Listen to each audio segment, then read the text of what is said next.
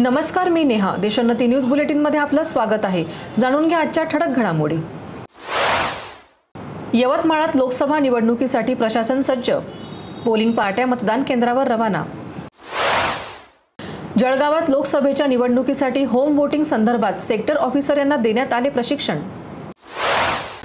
अकोल्यात लोकसभा निवडणुकीसाठी प्रशासकीय यंत्रणा सज्ज.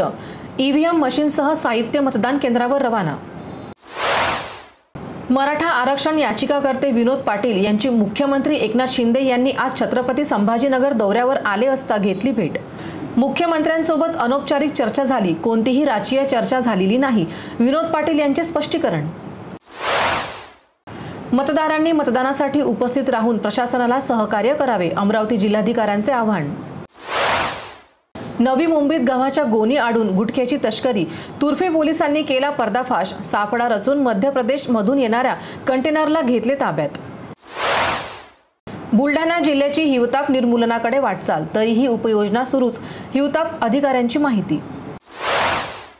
छत्रपती संभाजीनगरमध्ये आज विविध धर्म, पंथ, संप्रदायांच्या गुरूंनी हॉटेल रामा येथे मुख्यमंत्री एकनाथ शिंदे यांची घेतली भेट.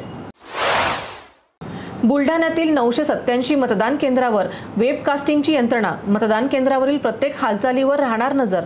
जिल्हाधिकाऱ्यांची माहिती. गोंदिया जिल्ह्यात खरीप हंगामामध्ये जिल्हा मार्केटिंग फेडरेशन आणि आदिवासी विकास महामंडळाद्वारे मोठ्या प्रमाणावर धान खरेदी करण्यात आली. परंतु या धान्याची गेल्या 6 महिन्यांपासून उचल न करण्यात आल्यामुळे हे धान आता पावसाने भिजत आहे. या धानाला आता अंकुरण येत आहेत. कारण अद्यापही शासनाने राईस मिलच्या बाबतीत तोडगा न काढल्यामुळे आता याचा फटका धान खरेदी केंद्रांना बसण्याची शक्यता निर्माण झाली आहे. याचबरोबर हे बातमीपत्र संपलं. पुन्हा भेटूया नवीन घडामोडींसोबत. नमस्कार.